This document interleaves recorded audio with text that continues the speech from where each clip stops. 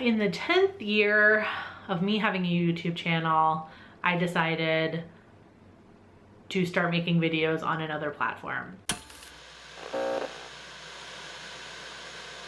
In addition to YouTube. I realized the way I just said that could have scared some of you. This past year, 2024, I started doing Twitch. It's been really fun getting back into video games. My brother and I used to play a lot. And when I say we used to play a lot, it mostly involved me running around and doing like the puzzles and the open world stuff. And then I would hand the controller to my little brother for like the boss battle. But I had forgotten how fun storytelling can be with this medium, and we've played some incredible games this year. I'll have a ranking of my favorite ones later on this month, so stay tuned for that. But now that I am like fully invested in gaming again, I thought I would get myself hyped for the new year with some new horror games that are supposed to be coming out in 2025. One thing I learned about games is that like the release dates are really finicky. You will see news about games like 2 or 3 years before they're released. It's kind of trippy to me because like with books and movies, it's not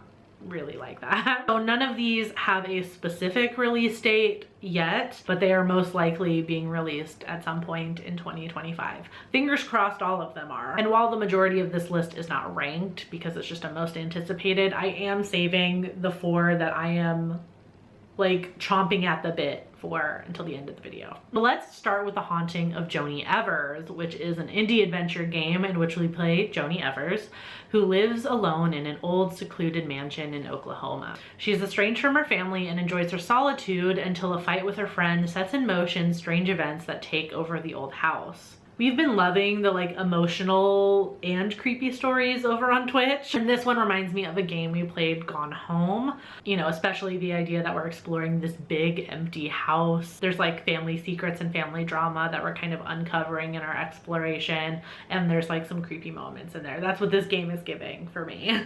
And hey, it may make me cry. It wouldn't be the first time. When I started Twitch, I never thought I would be playing video games that ended up making me cry by the end, but it's happened multiple times now. And then we have Little Nightmares 3, which I was hoping would come out this year, but then the date changed on Steam to 2025. Again, that seems to just happen a lot with video games. I played the first Little Nightmares game this year to prepare, but I'm saving Little Nightmares 2 until it's a little bit more sure when the third one is coming out, just so I can be refreshed on like the gameplay and things like that. But in Little Nightmares 3, we play Lo and Alone, 2 best friends in search of a way out of the nowhere. This one can be played as single player or co-op, which I think is really fun. I would love to try a co-op mode of this, Emma, if you're listening. But I also worry if I did play this in co-op, I might drag down my partner because it took me a little bit to get used to the gameplay in Little Nightmares. But I loved the atmosphere of the first one. It was really sad as well as scary, but I loved it. I thought the story was really incredible. All right, normally I don't really care for anything with Lovecraftian vibes, mostly because I hate H.P. Lovecraft with every fiber of my being. But this new folk horror game, Ritual Tides, honestly looks too good despite being described as Lovecraftian. So this is a folk horror game in which you wash up ashore on a mysterious island off the coast of Cornwall, and we have to uncover the island's secrets and escape, I imagine. That's all the plot that's been released, and the only trailer available is one that kind of just looks like mostly just like concept art, but it looks like really fucking cool concept art. But the mystery has me intrigued, and I love folk horror, and I didn't realize like folk horror games are a thing, so I'm stoked. I love that. Next up we have Nowhere. That's the name of the game, Nowhere. Nowhere is a Nordic inspired narrative horror game which tells the tale of what happened to the Norse gods after Ragnarok. We play as a detective looking for a group of missing tourists in the forests of Norway. Another one of my absolute favorite games I played this year was Bramble the Mountain King, which was also a Nordic tale, and I absolutely loved that game. That game was stunning. It was incredible. So I'm hoping maybe I found a kind of like fun niche little horror type game that I like Norse horror games. I just love these creepy little Nordic stories. They're incredible, and the art is usually amazing. So this one looks super creepy, looks super dark. I'm here for it. I'll admit I was only drawn to The Occultist because of the name. And you know what, sometimes that's all it takes. to interest me. Just a cool title. That's enough to make me like go look into it at least, you know? But the trailer also ended up looking cool and creepy, so. We play as a paranormal investigator, Alan Rebels, who travels to a mysterious island to investigate the disappearance of his father. The island of Godstone was once inhabited by a macabre cult in the 1950s, and no one has inhabited the island since. Until now. Ghosts, cults, and occult things, sign me the fuck up. I feel like paranormal investigation games are like really fucking scary to me. Like, I've let out ungodly screams playing stuff like Phasmophobia. It's just a little too real doing like paranormal investigations in a video game when you can control everything, but they end up being super fun, and this one looks really cool. And I like the idea that it's like a paranormal investigation kind of thing with a narrative, and it's kind of like an adventure narrative game also. I'm into it. So Directive 8020, 8020, I'm not sure how we're supposed to say it, is the next upcoming game from Supermassive Games. I previously played The Quarry and really recently just played Until Dawn this year. So I'm kind of imagining the gameplay is going to be super similar, where it's like mostly this kind of cinematic sort of experience with quick time events and kind of like choice-based narrative where you get the options on how you react to things and that affects the story. I could be wrong, but I'm just gonna make an educated guess there. I love the style of these games, so it makes me feel like I'm directing a horror movie. And Directive 8020 looks like a space horror. In the game, we play as the crew of a colony ship on its way to a new planet, but when they crash land on said planet, they realize they are not alone. Definitely feels very Alien prequel coded, and I'm here for that because I love the Alien prequels. I think they're great. And this looks super similar, and I would love to direct a space horror movie, which is how I approach playing these games, is me directing a horror movie. We Harvest Shadows might be one of the most unique games on this list, I think. The game is an emotional first-person narrative with horror elements, of course, and farming elements. Yes, farming elements. We are playing Garrett, who takes over an abandoned farm thinking the world is better off without him. Every day brings new tasks, fixing up the house, caring for livestock, exploring the hundreds of acres of land around the farm. But at night, something stirs, and Garrett might not be as alone as he thinks. It's giving like Animal Crossing, but horror. I won't know for sure until it comes out, but this might be a longer game, but I really want to play it.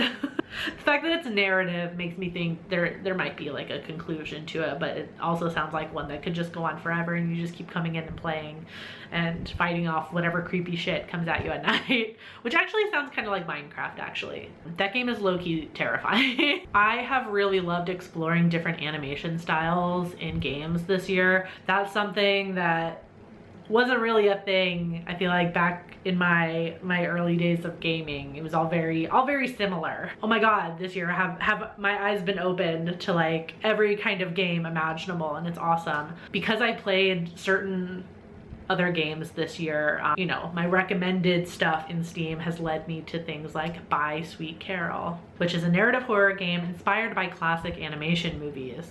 We play as Lana Benton, who is following the last known trail of her best friend, Carol Simmons, and her journey takes her from the mysterious Bunny Hill orphanage to the fantastic kingdom of Corolla. It looks very much like Snow White, but horrifying. The animation style in this looks incredible. Honestly, I want to play it just for that fact alone. If it wasn't horror, I probably would still just play it in my free time. It just looks amazing. So of course, I have some games recommended to me on Steam based on what I've been playing, and then other games I'm finding just by doing very direct, very clear Google searches, particularly for like queer horror games, because there were a lot of games I played this past year that I accidentally stumbled upon that accidentally ended up having queer storylines. Like, I was drawn to them for other reasons, and then there were surprise gays, and it was amazing and magical. So those kind of internet searches has led me to games like Cabernet. Cabernet is a 2D narrative RPG where we play Liza, a young vampire struggling with her newfound immortality. It looks like you can choose your path throughout the game, like whether you want to lead with your empathetic side, kind of holding on to your humanity, or embrace the nihilism of being an immortal vampire. I was mostly drawn to this game because I was told at least by the internet, that there might be sapphic options in this game. And if you've been around this channel for even a little bit, you know that sapphic vampires are a thing that I just really love. That's it. Okay, these last four are ones that I absolutely cannot wait to play. First is Jurassic Park Survival, in which I can prove that despite all I have seen and heard, if given the opportunity, I would visit Jurassic Park. In the game, we play InGen scientist Dr. Joshi, who is left stranded on Island Nublar the day after the events of the original 1993 film. And I love that we are going back to the original with this. In the game trailer, you can kind of see nods to like the aftermath of the movie. So it just gives this awesome sense of nostalgia to the trailer. And then obviously John Williams' score playing throughout. I'm just like, oh, I need to play it right now. I feel like I don't really have to explain why this one is on the list. I think you guys probably get it. Like, who wouldn't want to play this? Another one that seems pretty self-explanatory to me is A Quiet Place: The Road Ahead, which is obviously based on the movies of the same name. In this game, we play an asthmatic woman trying to survive after the invasion of the aliens from A Quiet Place.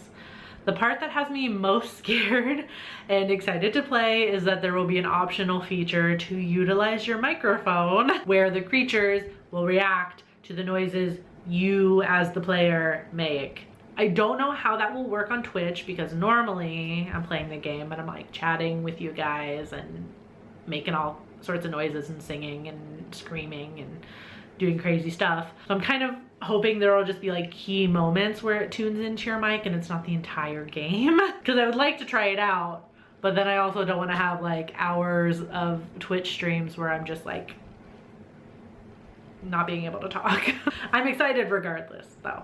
All right, next one on my list is a claymation horror game. You heard that right. The Midnight Walk is a dark fantasy game where you play as the burnt one and you befriend the cutest little guy named Potboy as you make your way through 5 tales of fire and darkness. The art style looks absolutely incredible. I went to play for that reason alone, to be honest. This looks like the most unique game that's ever been put out.